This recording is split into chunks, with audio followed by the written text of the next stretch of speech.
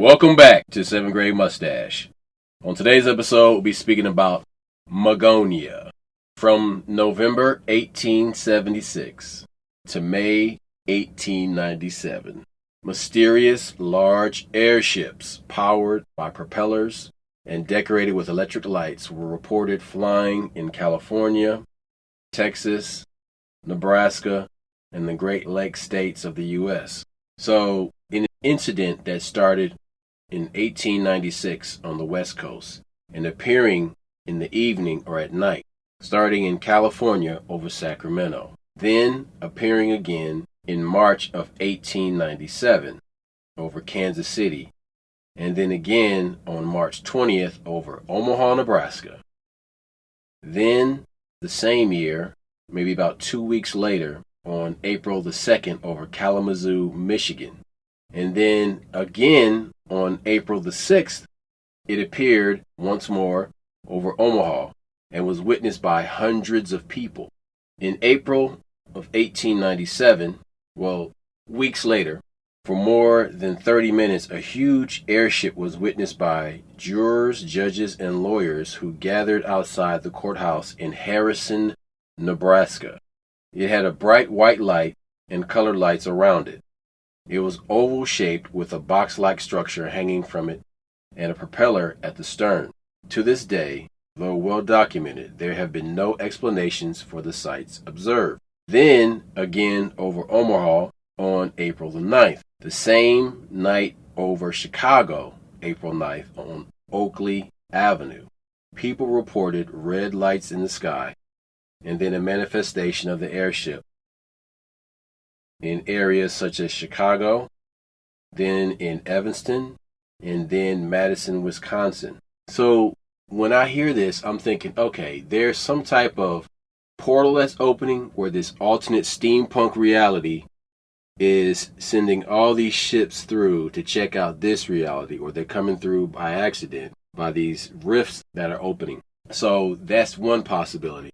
And then another possibility is these are complete covert operations that have been running, and probably without the government's awareness, that there's people with money that are doing this, or they're just people from other dimensions. People from other dimensions, people from outer space. Mm-hmm. But what if it's native technology? What if it's some Egyptian/Native American shit that was going on that we just didn't know about? Which is why they don't talk about it, because it will upend the paradigm of all these people evolved to this point, and then they just died off, and then there's no remnants of the high technology. Well, here's just for the record, there's a black man, Charles F. Page, that has the patent for an airship that predate the Wright brothers by so many years. In 1884, there was a strange UFO sighting in southwestern Nebraska. This was the first UFO sighting in the state. It had taken place about 35 miles northwest of Benkelman in southwest Nebraska on June the 6th, 1884. When a blazing aerolite crashed almost within a view of a group of Dundee County cowboys who found metal machinery scattering over the prairie in the wake of a mysterious object. Intense heat at the crash site prevented them from investigating much further. So you're talking about 80 years before Roswell. You're talking about something that took place, you said 1895? Well, no. That's 60 years before Roswell. 60 years. The Daily Nebraska State Journal reports of the singular event and the following disappearance of crash debris have been the source of much interest and controversy ever since. So, you know about my experience, and I talked about my experience on one of our other podcasts, actually two other podcasts, where I saw something big in the sky that was very low and had a mechanical sound. And, when Roscoe had the idea for this podcast, I'm like, there was a bunch of airships in Nebraska? I'm all in. The reason I'm saying the whole airship thing, people aren't talking about UFOs in the sense of like a spaceship. The shit I saw was tangible. Hey, you could hear mechanical sounds. It's late at night because I get off work at the time at 11:10. So we're talking about something right around midnight. It was hovering over South Omaha, mid South Omaha, where But the my zoo's question is, located. why would people in the 1800s only see these airships at nighttime? I Because can't. there's fewer people out, and they don't want to be seen. It could be a number of reasons. See, we're looking at it from a strategic point of view, like maybe they're doing it on purpose. It could just be the fact that how about they were trying to perfect it? Like, I think you're absolutely correct. Less people out there. Let's work on this technology. Let me see if I can get it going. Or who knows? Maybe that's when the portal or the rift works, as you mentioned before. You know, um, maybe it's not outer space. Maybe this is inner space. Maybe this shit is phasing through From next rocks and door. yeah. So again, we're not saying that's the case. We're just saying there's different possibilities.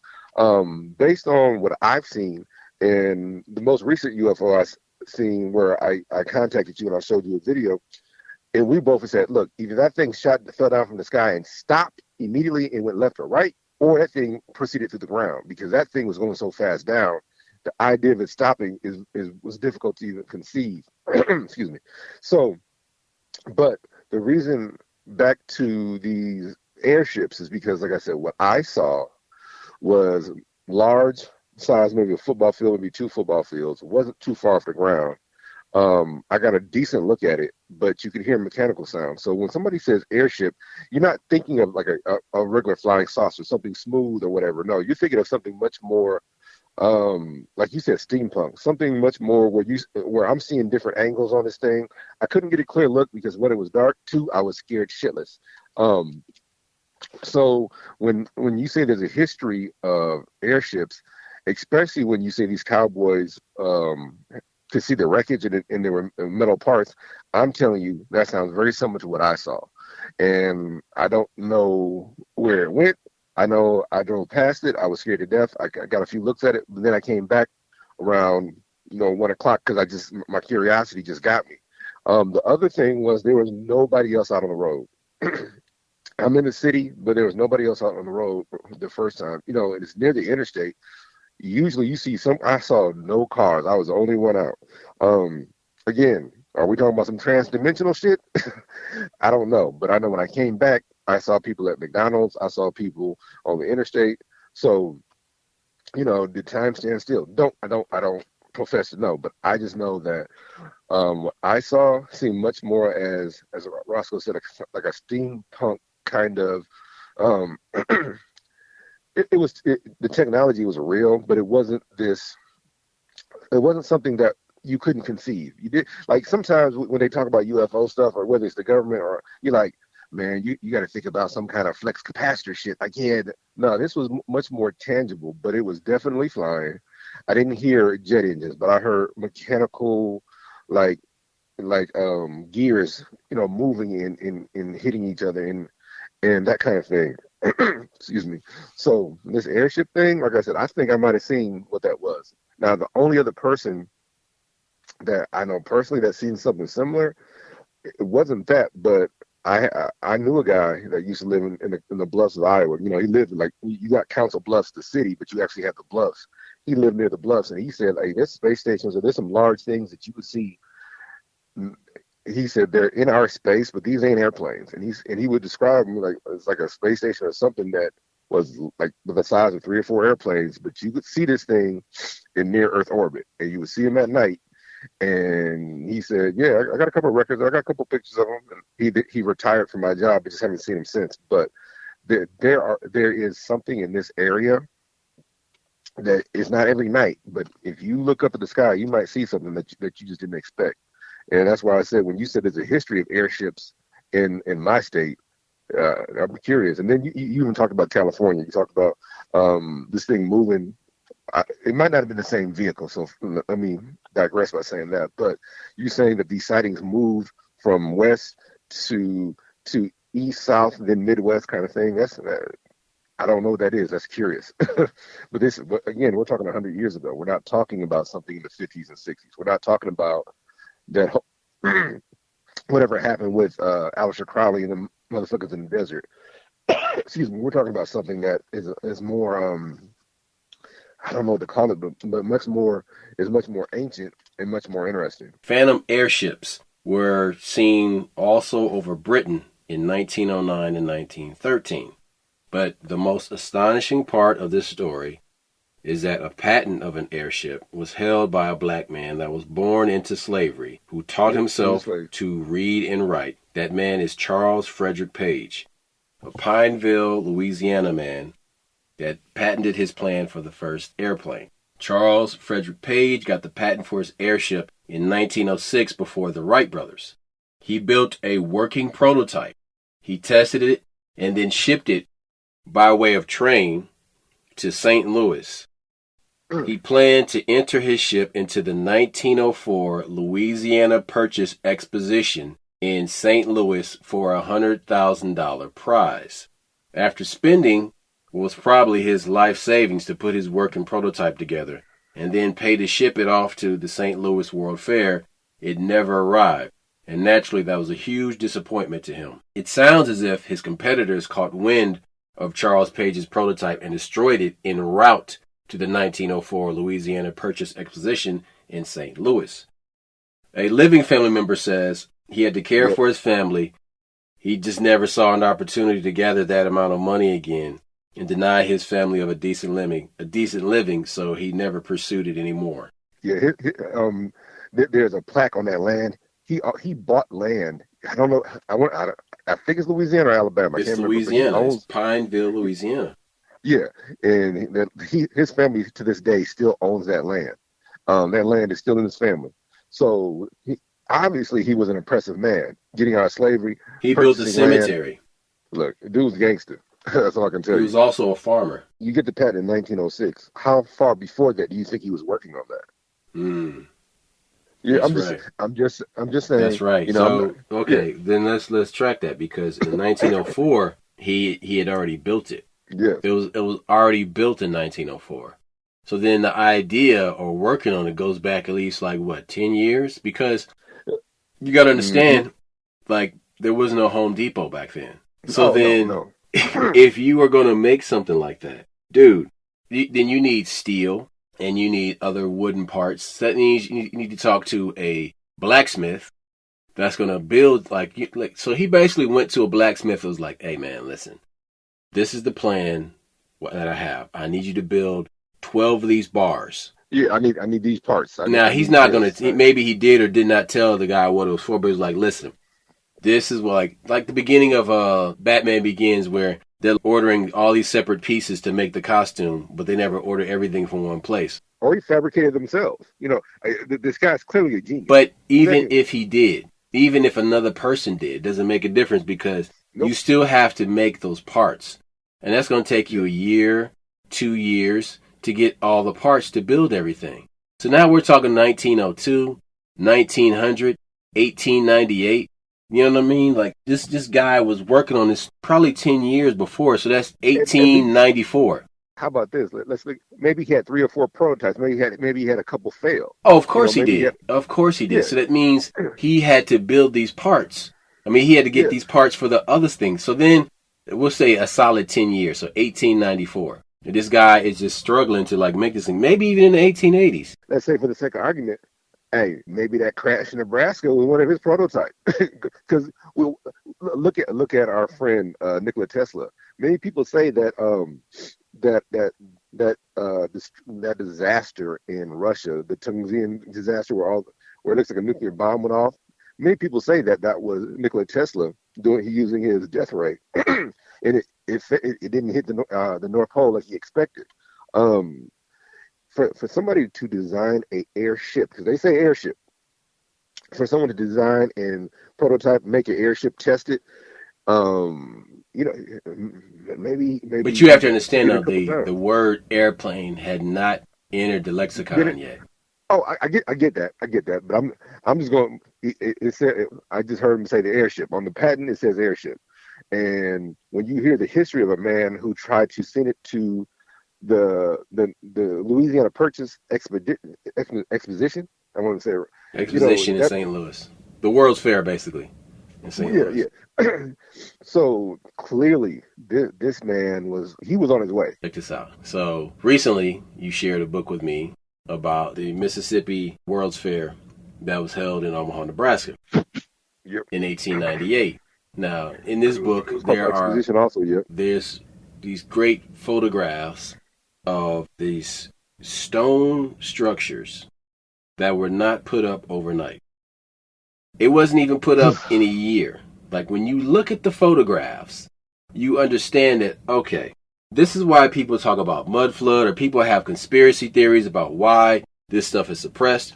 The reason why I'm bringing this up right now, because the exact same thing that was done in Omaha in 1898 was done in St. Louis in 1904. When you look at the photographs, they built almost a replica of what they did in Omaha in St. Louis. Because the money behind this, my man, there is a lot of money behind this. And you better believe that some of this money is railroad money. These guys, these people, they are some there will be blood type motherfuckers. They are Rockefellers, and they're Carnegies, and they're skull and bones reptilians. So then when this black man rises up literally with his airship, oh no, we got to kill that noise. Hey, look, you done upset the apple cart. Who the hell you think you is? You have to wonder if there was word of mouth about it. Of course there was, because what happened is that when he's testing this thing on some farm in Pineville, Louisiana, that thing gets up in the air, and some white dude that's like, behind his mule on a farm, he's like, what the hell is that? And of course he goes and plays cards with the sheriff, and then they start talking about it. And dude, these people, they belong to they wear the blue and gray, and they put on the aprons, and they have their little meetings, and they start talking about some nigger down the road with his flying ship. And lo and behold, Earl, get on the telegraph and tell the boys in Boston, there's a nigger that can fly. There's a flying nigger. Dude, that shit, listen to me. A flying black man is like Jesus walking on water, okay? But the thing is that once that gets out, that is too much for white people to handle. So they got to suppress that shit. There's a couple stories out there that as black people that we're familiar with, that a lot of white folks are just now becoming familiar with. But if I ask Roscoe, he gonna answer this question in 2 seconds. What was the first town bombed from the sky? What was the first place bombed from an airplane? Oh, that's Black Wall Street. Yeah, Tulsa, Oklahoma. So when you talk about, some of this is conjecture, some of this is just us talking because we can't find the history on it. We're researching this history right now. We're talking about the same period. So you got to understand what's going on here. So all these black people that were born into slavery, them and their children are making shit happen. Now, this is what you got to understand, is that the suppression technology doesn't exist yet. Okay? The suppression mechanism is just some white motherfuckers on horses go rolling around burning up crosses and shit. Well, then you got black people with guns that can shoot back at them motherfuckers, and it slows it down. Everything. It slows it down.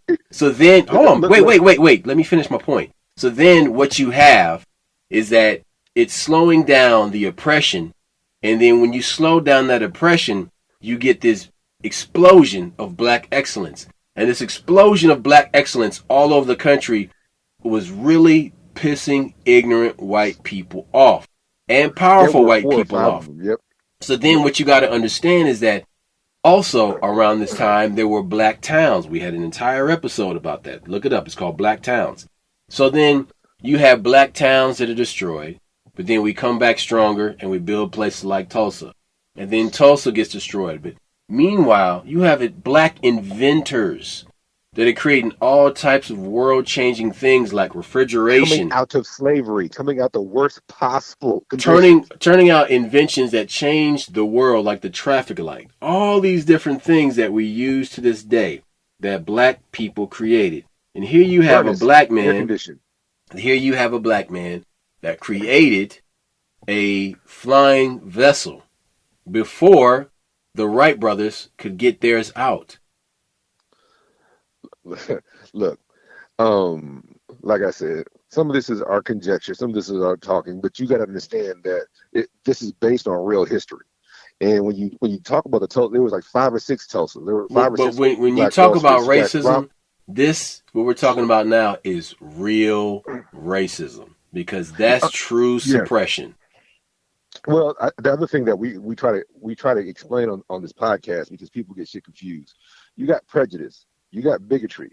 That's how you feel about somebody. That's personal. Like, man, I can talk shit in my house. I can't stand these people. But that's one thing to say it. But it's another thing when you stop people from progressing. It's another thing when we talk about the Tulsa riots. The Tulsa riot was over. The sheriff commandeered a local airplane, flew in the sky, and dropped dynamite on black folks. The argument was over. The black folks had protected themselves. The black folks had stopped these white folks. It No, was what over. happened was like one of those guys was in World War One, and they saw Yes. the precursor to the Nazis doing that on people, and they were like, "Oh, well, I can do that to these niggers here in Oklahoma."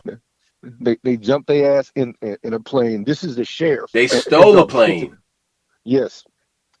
And so when you talk about this situation, when you talk about this period of time, when you talk about all these different things, and the fact that you got people seeing airships, we don't know what other technology was out there. We don't know if it was suppressed. And again, if you want a prime example, old boy that invented the diesel engine, he was a French dude from Belgium, and he takes his watch this guy. He takes his invention to the World's Fair. The diesel engine did not run on petroleum. The diesel engine ran on waste from farmland. So he was designing this for agricultural people in 19 whatever, 18 whatever, and he takes it to the World Fair to show off his invention. They find him dead in the English Channel the next day. Because those people that run these oil barons did not want him creating an engine. So now when you get a diesel engine, it runs on what? It runs on petroleum, it runs on diesel fuel. But in reality, when the diesel engine was invented, it ran on like waste from corn or waste from your wheat, whatever. It ran on that kind of stuff. It was designed to go against the oil companies. So there is a history of people coming out with amazing inventions, and either their inventions based on this black guy, his invention was stolen, destroyed, it disappeared. That train made it, but that boxcar was empty. You understand that? Like, I'm sending my invention, and I'm going to meet it out there, and I get out there, and I'm going to show the world what I did, and this motherfucker, everybody else's mail arrived, but not my shit. What the fuck is that about? Right, but here's the thing, though. If that invention would have made it to that World's Fair, and when it had been launched and it would have been known that a black man made that, it would have altered the course of black history. Look, all I know is this, that man's family still exists today, and there's rumors and there's talking about the things that he did. Some of that I'm sure it might be embellished, but what if it's not? What if this motherfucker was just an inventor, period? What if he was like George Washington Carver? Hold on, wait. It doesn't have to be invented or embellished because there are the plans that you see the patent, and then you have people. But it doesn't matter though, because the greatest thing that he ever did is now known to the public. It's seeping out. Yeah. Okay, Roscoe. If you had known about him when we was third grade, do you think that would have changed? I had a great childhood. Do you know how many kids would want to be black pilots? I mean, black kids want to be pilots. Yeah. That's what I'm talking about. You dig? Look, there's no problem with entertainers or athletes or nothing like that. These are great people. These people worked hard to change their situation. But what those people are allowed to blossom because they stay within a spectrum of innovation. And our people get relegated to certain things because of that. It's because you can do this job, but you can't do these jobs because you ain't smart enough. What you mean? You got a motherfucker who taught himself how to read and write that invented an airship that works before your golden boys did.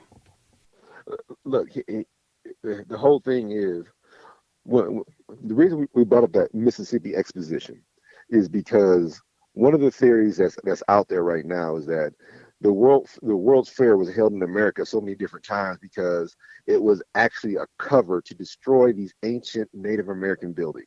And when you first hear that shit, you're like, whatever, man. Then you see these amazing structures, marble, granite, huge lagoons, like this pool. It's a lake. This is a freaking lake built, and these things it at least took 5-10 years to build. So you Okay, see the to give you the audience an idea of the scale of what we're talking about. Many of you have driven by a subdivision that had an artificial lake in it. yep, And yep. when you drive by these subdivisions with these artificial lakes, you're like, man, that's a big ass hole in the ground with a whole lot of water in there. Where the fuck did they get all that water? Where did that come from? How did they do that shit? So, to give you an idea, when you see those man-made lakes that are in these subdivisions, imagine that, but 3 times as long. That's how big this thing was. And I'm looking at this, and I'm thinking to myself, in 1898, even if it took them 2 years to do this shit, dude, how'd they get all the water in there? And They then sit there with 20,000 light bulbs. I'm sorry. but here's the thing though.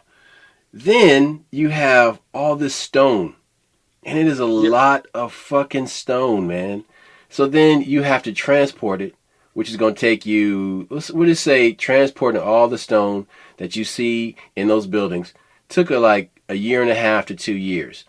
Once it's there, then you have to carve it and you have to shape it and you have to work the stone. That's another year, 2 years. So now we're in 1894.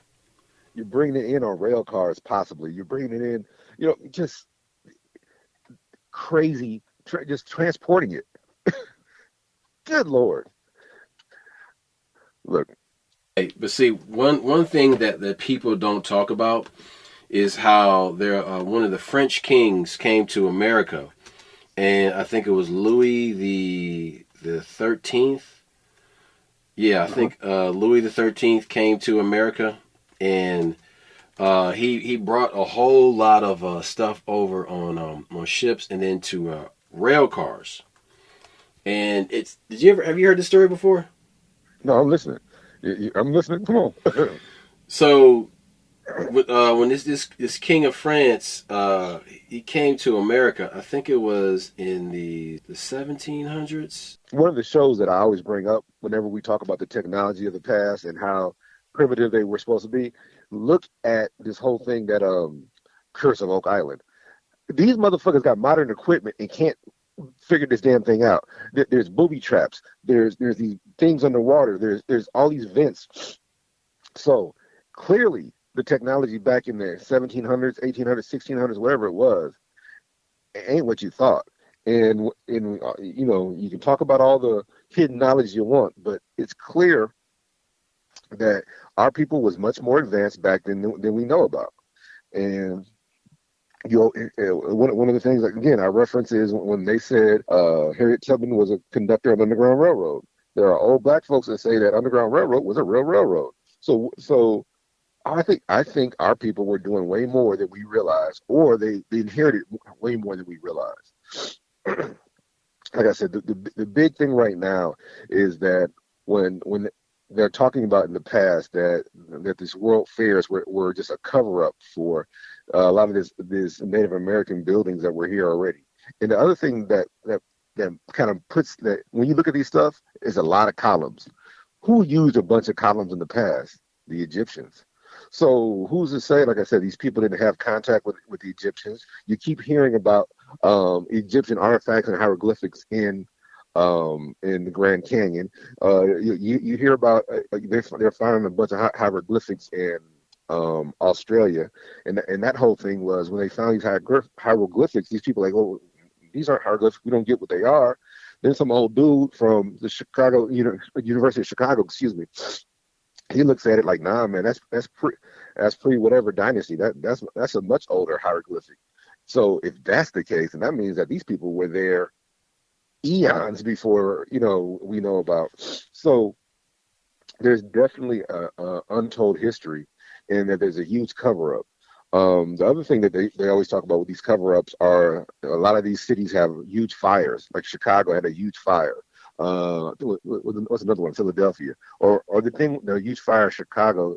They seem to know what somebody's cow knocked over a lantern and it burned down the whole city. Again, they saying these huge fires were cover-ups for them to destroy these ancient Native American buildings, and we don't know what tribe or what people built them, but they were already over here, and so that's a big part of America having to get rid of. The whole thing about America was you're coming over here to a wild wilderness that just had a couple of savages and nothing special. But if what they're saying is true and these buildings were built by the people that were already over here, then there's a whole legacy of history that's been destroyed or hidden or whatever else, and which makes, like I said, these talks of these airships much more plausible. Like I get it, yeah, they could be alien, they could be some guys from Mars, but what if they're some local dudes? What if they, like I said, what if these guys are just from a parallel dimension, or what if these guys were just normal cats who were super intelligent? Look, right now you got a brother in Nigeria creating a car engine, but he's using radio waves to power it. Yes, he said once you charge this car, you ain't got to charge it no more because you're using the radio waves to create electricity. That sounds like some shit from the 1930s and 40s. That don't sound like no shit from right now. And another thing that we've talked about in past podcasts was that plowshare, where they were trying to use nuclear weapons for construction and stuff like that. You know, there's a lot of technology that we don't realize our government or our people were using that, looking back, was probably a bad idea. But so it's. I think what my real question is, if we're talking about airships, what do you think the fuel was? You know, maybe it ain't just gas. Maybe it ain't just helium. Maybe they were using something else for a fuel, and that's why it was so important to destroy it. Not because they didn't want him flying, but because maybe he didn't want that. They didn't want that fuel system out there, and that's what I was talking about with the guy that invented diesel. If there was a better fuel system, these oil barons wouldn't be rich right now. And like I said, one of the things you brought up before is that new movie with Robert De Niro and Leonardo DiCaprio, that was the Death of the Flower or whatever, where basically you had a bunch of Native American women that owned that oil land in Oklahoma, and these white guys came and married them just for the oil rights. There's a real history of people stealing oil, and that's just one of them. The person that I was talking about is Louis Philippe, the Duke of Orleans. He was destined to be king of France from 1830 to 1848, but spent more than 3 years in American exile from 1796 to 1800. Greedily curious, he and his two younger brothers traveled many thousands of miles in the United States from Maine to New Orleans. The original record of their journey, long vainly sought, was discovered in 1955 when Mademoiselle Marguerite Gastillon de Perron gained access to the Orleans family papers in the strong room of Coutts Bank, London. She found locked in the grim prison an autographed travel journal of the future king. The substance of the record she reported in her Louis Philippe at the French Revolution. The information she provides, added to our previous knowledge and many local memories, permit us to reconstitute the noble gentleman's adventures. The Duke of Orleans, Prince of Blood, were cousins of the Bourbon kings. For a century and a half, they stood impatient on the lower steps of the throne at the Bourbon and produced many daughters and a few sons, and those sickly early to quit the world. Inbred, for those who don't understand what that means. Well, you say he's exiled, so was they trying to kill his ass? He came over here like he's sowing his royal oats, trying to get away from that shit or some shit? No, the French Revolution prevented him from gaining the throne. He couldn't come back until the shit quieted down. Yeah, I dig it. So it says he traveled all over the United States, and this guy went into the South. They entered the rich valley of Shenandoah, and anyway, so it basically illustrates their journey. But while they were traveling, they were spending lots of royal money. So these guys were, just throwing this money around, which Balling. would lead me to understand that these guys may have influenced these people that built these palatial estates that we're talking about, that were then destroyed. Maybe this was foreign money, and that built these things, and that's why they were like in spite, they just destroyed all these things. But I brought all this up because it's strange how these stone buildings with lakes and grottos and all kind of crazy opulent architecture was built just to be torn down. It doesn't make any sense. And everybody that comes across this, that talks about this on the show, says the exact same thing. It makes no sense. But one day, that answer is going to come out. But I want to shift this back to Magonia. What is Magonia? Well, computer scientist Jacques Vallée has studied the links between folklore and modern-day UFO sightings since the 1960s. The title of his 1969 study highlighted the mythical land of Magonia, a country or region beyond the clouds that people in the Middle Ages believed was the home of flying ships that are seen in our skies now. Since then, ufologists have used the term Magonia to take account of the historical and cultural context of UFO sightings. Jacques Vallée's books include The Passport to Magonia, The Invisible College, Trinity, The Best Kept Secret, Dimensions, a casebook of alien contact, and Messengers of Deception. Now, when you search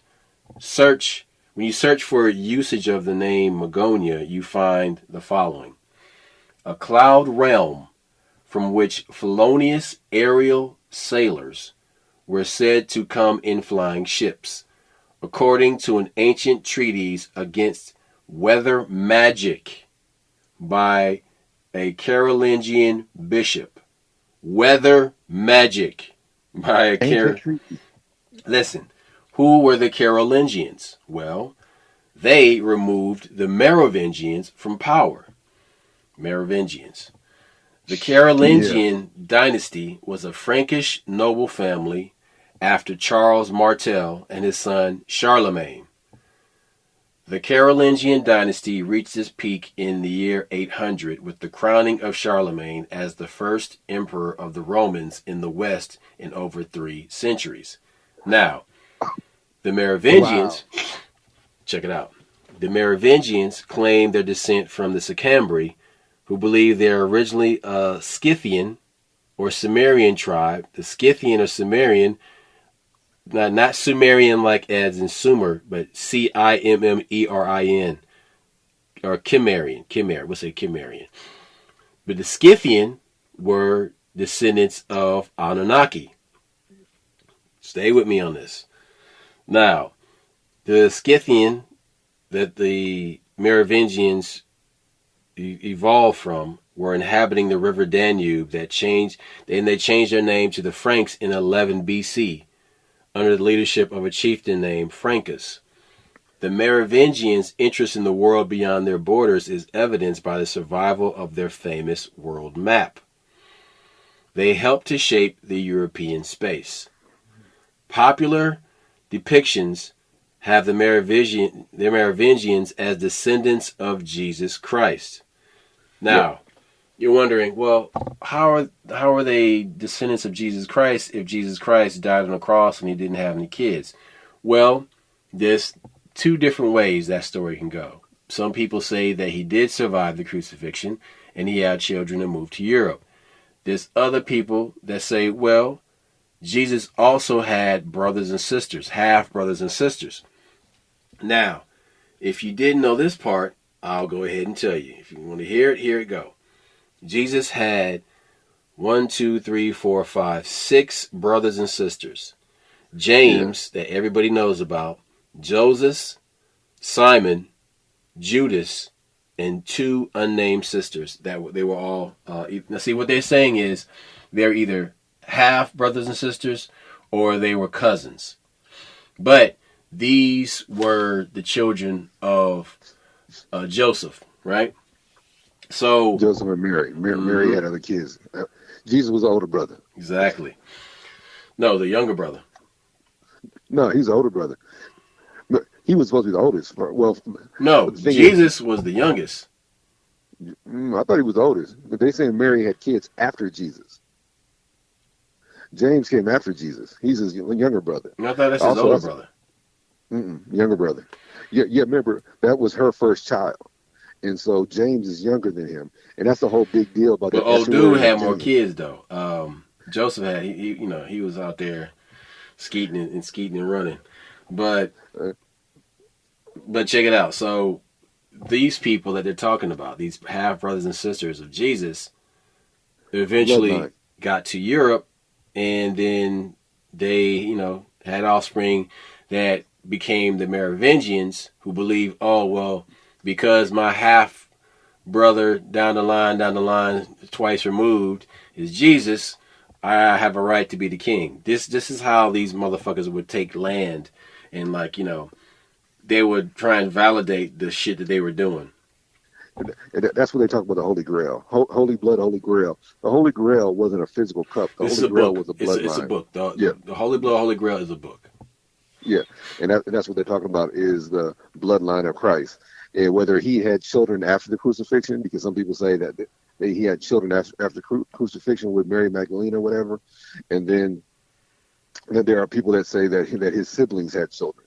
And those are the ones who are permeating the Merovingians and stuff. Okay, so that's the Merovingian. Now, according to Celtic folklore, Magonia is the land of Mogunos, or the Celtic god of the sky. The only problem with this theory is that there's not much evidence for this god. There is a German statue that is dedicated to Mogunos, which would be a very unlikely etymology, but with the British god Maponos or Mabinogi. In Latin dictionaries, the etymology for Magonia is that it derives from magus, or magician. And Magonia would, traveling down this road, be like a magic land, or even the great magic land. So then you have these historical documents that talk about how there's things coming out of the sky, out of these clouds, coming and going out of these clouds. Look, when you first started this, you kind of glanced over something. You said there were weather treaties with who? Oh, no, weather magic. Weather magic, but there were weather magic treaties. You kind of left that shit just sitting there. So you mean to tell me that? I think you're misunderstanding what treaties, meaning like it's a story or a document about weather magic. Well, hold it. Treaty means agreement between two governments. Yeah, but I-S-E, treaties. Oh, okay. Look, either way, what I was simply stating is that it was so prevalent where they had to stop. They had to come up with a treaty like, hey man, you can't be making it rain on Thursday, my nigga. I got to play golf. That's what I'm referring to. So when you say there were actual weather magic treaties, that's that's just some deep shit. that long ago that was a thing, that they had to do that. Well, what if these motherfuckers in the Middle East who are making it rain right now, what if they're violating one of those treaties, and all of a sudden somebody will pop up like, hey man, you're violating the treaty from 1612. Like, just the idea that was a thing that had to be addressed. That's all I was saying. Weather magic, I don't know about you, but that sounds interesting to me. Yeah, but whenever I hear weather magic, I'm thinking about climate control, or contrails, or chemtrails. So you thinking about modern shit. I'm thinking about shit. What about motherfuckers just making it rain, because of crops? What about nigga making it snow? Okay, I'm thinking about a organization that is behind the chemtrails that we see now, that worship the dark arts, and they all have a patch with Magonia on their shoulder. Ooh. That's what came to mind. Right. Hey. See, I just busted your head open with that crazy shit. We looking at it shit differently, but either way, there's a floating city in the sky, my nigga. Which is weird, because in China, there's all these photographs, some might be photoshopped or not, of these floating cities. India has that shit too. Right. So then... I'm thinking about people recently have seen shit. I'm not just talking about the ancient. But, okay, but we live in a world that has different layers of existence, from the core of the earth to the surface to the water and the subsurface beneath the water. And you look at how when you examine the strata of the oceans and how the pressure is at the bottom, and you get these weird looking creatures, and then as you get closer to the top, they get smaller and smaller and smaller. Well, it's also been said the same thing happens in the air, in the troposphere, which is where we are. Yeah. And so You hear it all the time on Earth as it is above. The movie Nope may Nope. have been disclosure. Nope, the movie Nope, about the flying creature in the sky that they thought was a UFO, but it was just some sky creature. So there's stories about astronauts when they are leaving the Earth's atmosphere, the troposphere, going into space. There's this green membrane that they pass through. They say it looks like it's stretching as the shuttle is piercing this firmament or this type of membrane, right? So, and there's this green membrane they pass through. Now, which is weird because whenever you see the Aurora Borealis, what color is it? It's mostly green. Okay, so then when you talk about the layers of existence, there's bacteria in the upper atmosphere. There's all types of like pathogens and bacteria and microbiomes that exist on a microscopic level in the upper atmosphere. And so there's probably even an equivalent of a whale that exists on another dimension in the upper atmosphere. Now take that, what I just said, and combine that with the fact that there are astronomical anomalies that they call dwarfs in astrophotography. In astrophotography, when you talk about these blue dwarfs and these green dwarfs, they look like jellyfish in the sky. So this blue sky, like a blue sky dwarf. So okay, it's weird because when I first saw it, it was like in a Discover magazine, and I didn't think it was a real thing. I'd never seen it before, so I just thought it was such a bizarre thing. And it's weird because I'm astronomy.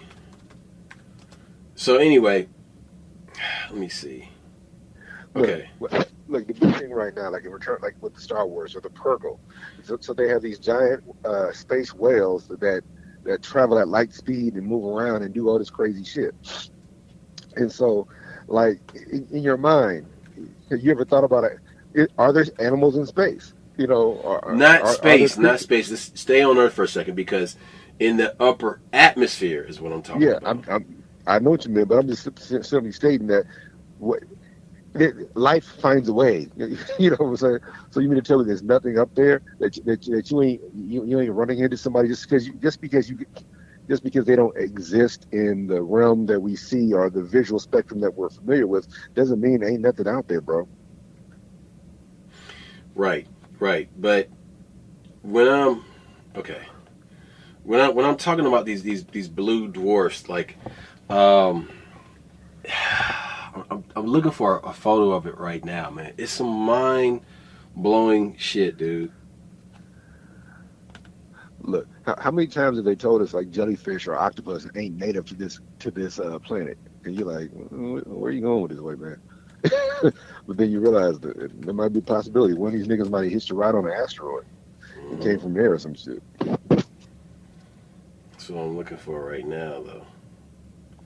Okay, so this is what it is. So upper atmospheric lightning is believed to be electrically induced forms of luminous plasma. Okay.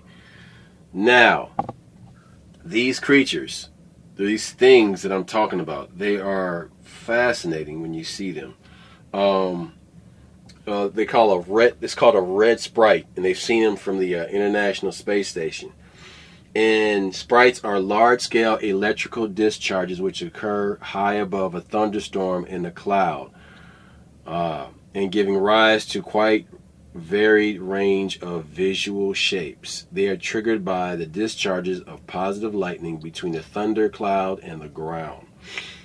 The phenomenon, named after the mischievous sprite, is also a backronym for stratospheric, mesospheric perturbations resulting from intense thunderstorm electrification. That sounds like some 90s hip hop shit. How a motherfucker would just take that and just make a word out of some bullshit.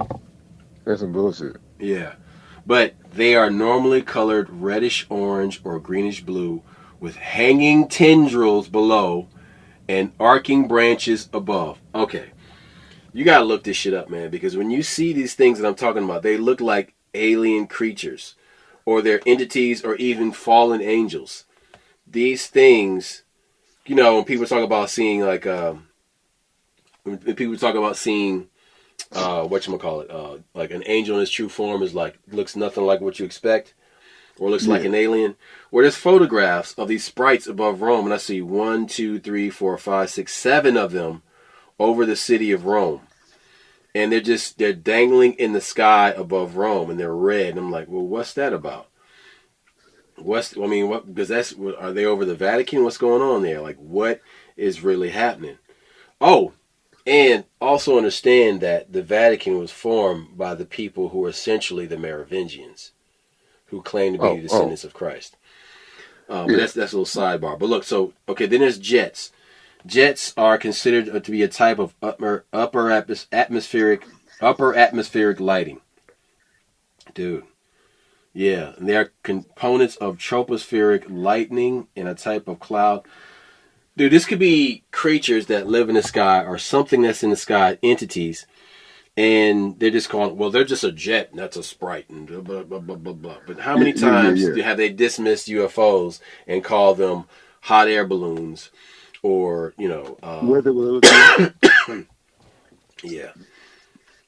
Look, the fix is in. They're trying to. I think the shit that you said was most interesting is that you talk about a picture with 7 sprites above the Vatican, and I'm gonna send it to you right now. I just remember in the Bible where they talk about the cherubim. Which angel has? And then they have this things called elves. Emission of light, very low frequency. Why are you calling it an elf? Why do you go back to this pagan paranormal shit when it's something super scientific and it's barely something that people barely see? Why do they do that unless these scientific organizations actually worship pagan gods or practice a dark art? Listen, they call them elves, trolls, and pixies. Okay. And I'm supposed to take you serious? No, how about that big ass space telescope they had for the Vatican that was called Lucifer? And I'm like, that don't bother nobody. Ain't nobody pissed. This ain't weird. You gonna name telescope Lucifer? You know, it's the same way that like motherfuckers has just looked the other way at the name of 3-6 Mafia for all these fucking decades and never said like these niggas are worshiping the devil. And y'all cool with that? Yeah.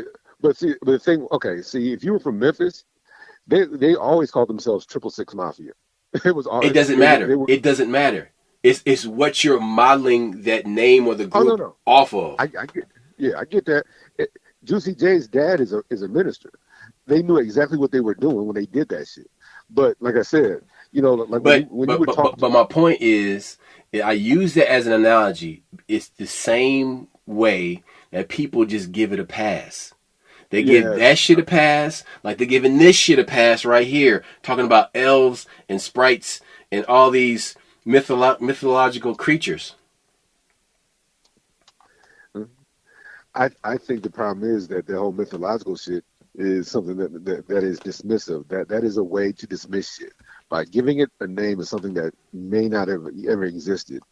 It gets not lends credibility, but. I don't need to look this up. This is Sprite. You know what I'm saying? It's like, it's very dismissive. It's like when you call somebody crazy, you're being dismissive. That motherfucker probably really got some real crazy shit going on. You can't trust him or whatever. But just to call somebody crazy is dismissive. Just call it a Sprite. Nobody's gonna look into that. That's a Sprite. You know, you mean soda? No, you mean a creature from the Middle Ages. So you're not going to look into it and research it and give it lend it any credibility. And like you said, calling it an elf, that right there makes you like, I'm not interested. But on the same token, maybe it is a huge fairy. Maybe it is some kind of huge. But I think the most interesting thing you talked about were creatures in the stratosphere. You know, what if we got creatures up there we just don't recognize that form, or we don't see them because they're either too far away or too big? Dude, you gotta see this shit. This is the craziest fucking thing, man. So, I am Lightning Sprites. I'll send you that one. I'm gonna call this one Vatican Sprites. The Vatican 7 Sprites. Alright, I'm gonna send you this bullshit right now. You gotta fucking see this. It's gonna blow your damn mind. Let's see.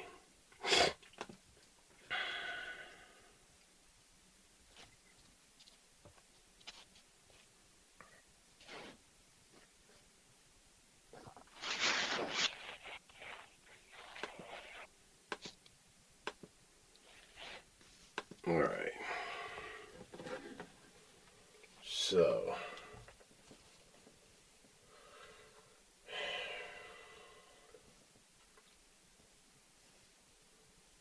But that's the whole point, though. You have to make it dismissive. You have to make it something that people do not take serious, and then they'll see it and they'll be like, oh, well, you know, why do you care? Yeah, this is some bullshit. This ain't real. Nothing to see here. That's how they manage it. But see, because they know 80% to 90% of people will remain asleep and won't do anything to change their reality. They're always waiting on one person. They have this messianic messiah complex. Oh, well, they can fix it for us. They'll go and die on the cross for us. But I think that's also why it was so important, the things you spoke about earlier, where this guy's airship was stolen. We talk about, the diesel engine and the inventor, showing up in the English Channel during the World Fair. Tulsa being bombed. These are history altering events. They don't separately, they don't seem like much, but if you put all these together, you can tell how this invisible hand has, you know, Always has been there. It's always and been there. yeah. So one of the deepest things out there is one of these guys was talking about, the whole Mandela effect and how his chick was saying that Fruit of the Loom used to have that cornucopia basket, and all these people said it didn't exist. Fruit of the Loom, the people that do the underwear, it didn't exist, and then But she those goes are through. just tests to see how much Yeah, they can get away with. yeah, and that's what old boy was saying. He said, "What if these are tests to show how much can they get away with? How much can they alter the timeline and we not recognize it?" Like I said, I bring this up all the time. The deepest shit you said was that the reason that these Muslims and these old guys would memorize the Bible is so the jinn couldn't alter, because jinn could go back in time. And I'm like, that's the scariest shit ever. If this jinn, this mystic thing can go back and forth and change time, it's very important for you to memorize the Bible so you don't get wrapped up in it. Luke, I am your father. That was never in. Dude, I remember talking about Return of the Jedi. Luke, no, Empire Strikes Back. Excuse me. I'm your father. It blew my mind. But now they're saying that was never in there. That kind of shit. How much can they alter this timeline without us perceiving it? And are we multi-time beings where we can see the differences? We can see the subtle nuances. Um, like I said, the bottom line is that these people have slowed our development just so they can make a buck, and that's that's what we dealing with, yo. All right, so let me know if you see this shit now. So I'm sending it to you right now. And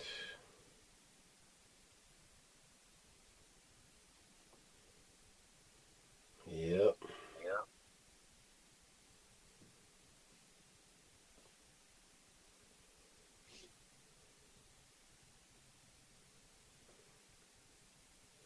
Let me know if you see it. It ain't hit you.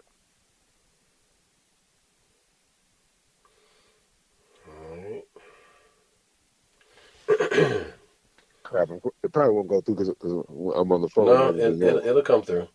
It just sent. Here we go. Yeah, there you go. Now zoom into it and look at the top. Yeah, I see it. You see the red sprites, Yeah, dude. What is that? look. See, okay, my biggest issue with that is. Oh, it's a lens flare phenomenon from Oh, the no, no, higher upper no, not at atmosphere. all. Not at all. If you look at this picture, there's these red lights in the sky, but they appear to be going up and down. Pay attention. Some are thick at the bottom, some are thick at the top. It's like they're going up and down at the same time. Like they're appearing. It almost looks like Remember the old Star Trek when they would beam you in? That's what it looks like. Like these motherfuckers are beaming in. And what city is that? That's over the Vatican.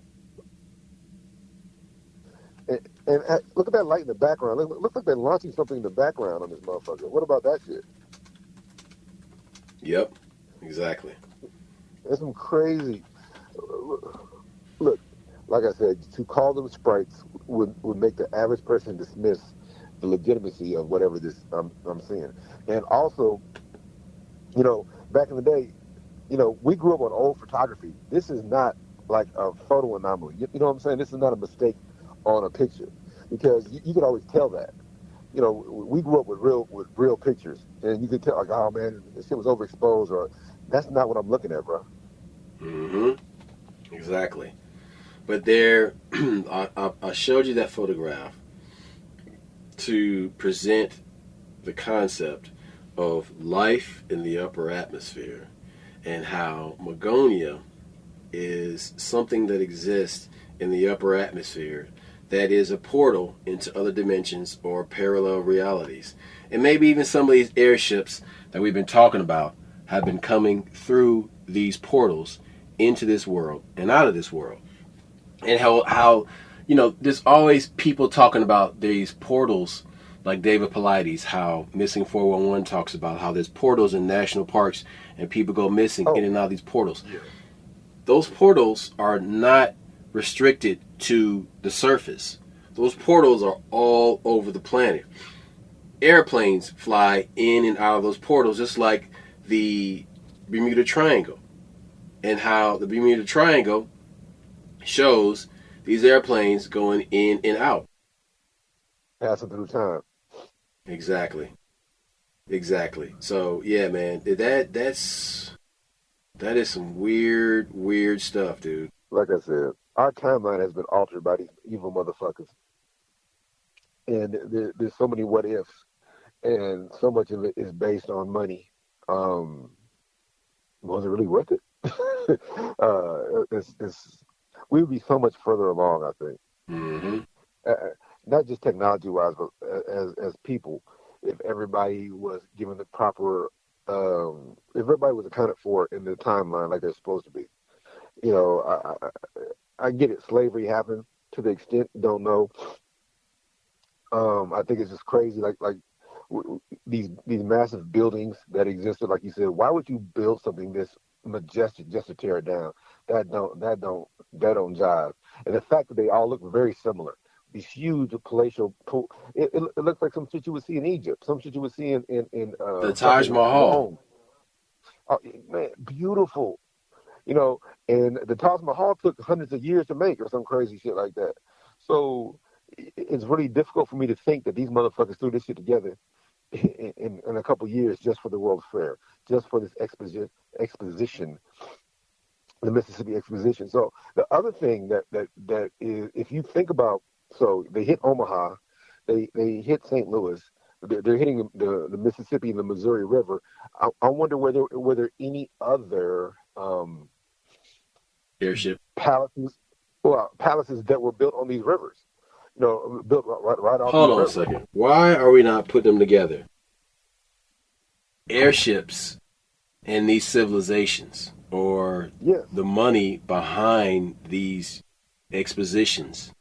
What I'm thinking is that maybe they were fueling stations. Maybe there was a race or some people who flew and they had to have stations, and they use either the river for navigation or maybe they use the rivers for fuel. So, because you said California, and which that was the first time I saw one of these big ass buildings. They were talking about California.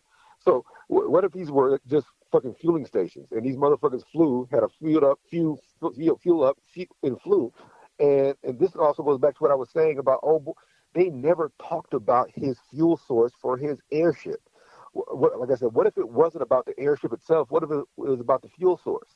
What if this would have these oil barons and all this gas and all this bullshit we're using now? Old boy in Buffalo, the dude you had talked about, the security guard that got killed during that spree shoot or whatever the shit was. He was coming out with an engine that ran on water. You keep seeing whenever these guys have an engine that runs on water, which is really just an engine that runs on hydrogen.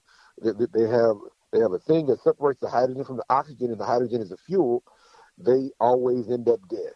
Always end up dead. So I'm thinking that maybe his airship ran on something that we ain't thinking about right now, and maybe it's more about the fuel than it is about the actual nigga in the sky. A nigga in the sky for our love. But you got that. But I'm thinking that whenever you see these specific murders, it's always about the fuel. And so I'm thinking that maybe this is about the fuel. I'm thinking that these airships may have stopped. Maybe that big ass lake was where the ship stopped, sat there, fueled up, and then flew up in the air. Maybe that huge lagoon had a practical purpose, not just a cosmetic purpose. And the fact that maybe these ancient buildings and these ancient whatever they were, these airships had to come down, fuel up, and fly off. It's better than just and maybe these artificial lagoons were a part of that process, and we're just not getting it. And maybe we should be looking for those across the world, and then maybe you would understand the flight path of these different airships. What if they came back from wherever they came to just to fuel up and like, oh shit, they're gone? Look, there is so much going on that we have been snoozing to, and it has been kept from us because we allowed them to. Look, that's all I got. We out. Peace. Holla back.